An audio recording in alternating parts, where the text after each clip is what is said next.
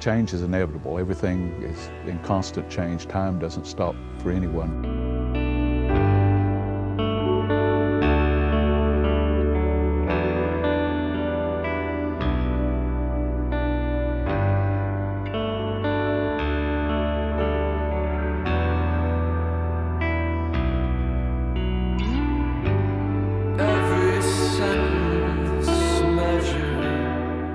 My grandfather's favorite saying, and he says, things has been bad, but they're gonna get worse.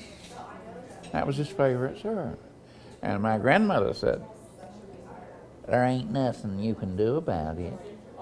And that incredible passive acceptance of things, which is an Appalachian trait, really angered me when I was a college kid.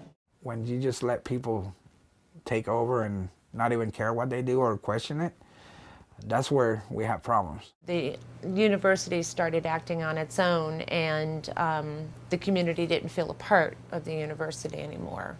I think for the long-time, old-time locals, they just would prefer to ignore that Western Carolina exists here at all, which to me is rather depressing because, again, that's part of this is a large portion of this community. I like the university. It's, it's great to have it here. I support it in many ways, but they don't have any business running the municipality surrounding the university. Cullowhee is a small mountain town and home to Western Carolina University. But there is a lot more to Cullowhee than just WCU. While it has no official borders, the greater Cullowhee area is 7 times larger than Western's campus. It's always been difficult to me if somebody said, take me to the center of Cullowhee. I would not know exactly where to go. It's a township, it's not an incorporated area. There's the old Cullowhee down on the river, there's the newer Cullowhee over on the 4-lane, there's campus area. Anywhere that you've got a college and then you've got a rural or a local culture, there's going to be some friction there. I had grown up hearing and as a result believed that the whole reason for Western Carolina existing was to serve the needs of Western North Carolina. And along that, it suddenly decided it was significant in the southeastern United States. And at times when they started talking about their plans for the future, I expected them to start talking about colonizing planets. The school actually started off as like a semi-private academy. What the community was doing was raising extra funds to subscribe to a teacher, to pay them extra to stay. Over the years, this grows from being a Cullowhee Academy, essentially a elementary school and high school. Finally, in 1929, it's recognized as a full-fledged 4-year college. As Western grew and prospered, Cullowhee started losing its own identity. The thriving campus was moving forward, and Cullowhee was slowly dying. There was a big stink, for lack of a better term, 25 years ago when some of the motels realized that Western was providing sleeping arrangements on campus. They actually had some little facilities on campus, and visiting faculty and stuff like that could stay in those facilities, and people said, you're cutting our throats, is the way they described it. You're cutting the throats of business people. And what I see going on at Western today resembles that. The relationships between the local residents, land owners, business people, and the university is poor at best. The biggest thing that I've ever seen that connects Cullowhee to Western is Mountain Heritage Day, and that's one day, and that's 6 hours a day, and that's it. But so much of Cherokee, of the mountains of Cullowhee, is so invested and poured into Western that I don't see how Western just hasn't tried to attempt to reconnect with Cullowhee. It's almost like, Cullowhee was the mom and Western is the baby, and the baby kind of grew up and it's like, screw you, mom, and deuces. What I see occurring is people like me who are outsiders, who are not from here, ain't from around here, trying to make decisions without involving the greater Cullowhee area. One big change that affected all of Cullowhee was the construction of a 4-lane section of Highway 107, designed for the sole purpose of increasing access to the university. The new highway diverted traffic from Old Cullowhee Road, and this area was forgotten. There was this whole little thriving community, what we call around here Old Cullowhee. When the 4-lane went through, it basically just completely bypassed that whole area. There was a big difference in traffic, and I think it's actually gotten worse. You basically saw the old area of Cullowhee dry up. Now it's no longer a destination, it's just a means to an end, a way to get to campus. 107 took over. 107 is the one that is going to be the main road. We've still got the old traditional Cullowhee Cafe there in Old Cullowhee. We've all actually grown up in the restaurant business. Back in the old Cullowhee Cafe, we did a good business, but there wasn't that many students here. They've really fought to carve out their niche. Local businesses not only compete with the campus and neighboring towns, but they are also dependent on how long the university is open. These businesses must make enough money in the 8 months that Western is in session to cover their entire fiscal year.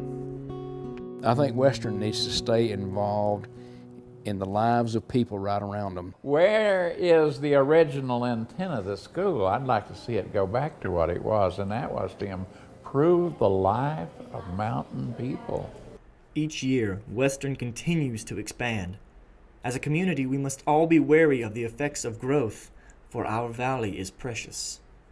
There's just something special about the Valley of the Lilies.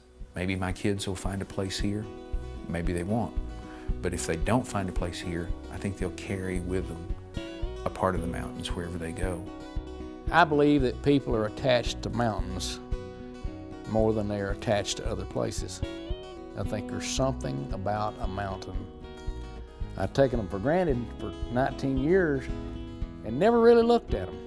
And I tell my grandbaby every morning on the way to school when I take her to school, let's look at something different about the mountains this morning. It's never the same. I love the beauty of Cullowhee, and I love that a lot of this is pristine. It's an absolutely beautiful area. Going from the tops of those mountains down to the bottom of the valley in Cullowhee there is like going from Canada to North Florida. You find all the different varieties of plants and animals right there in one pocket that you would, you know, all up and down the eastern Appalachian Mountains. So it's really a unique place. If you have a good day and just looking out the window made you have a good day, then that's awesome. That's the best part of being in a town like this. You know, as a matter of fact, I think I want to die here. You know, if I do, I'll be happy.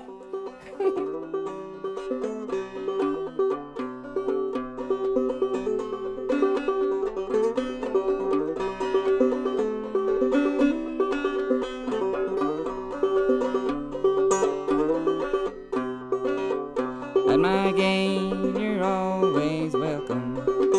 At my door, I let you in. I'll always run to reach you. You're the girl I tried to win. We're, I think, probably at a real vital crossroads coming up here.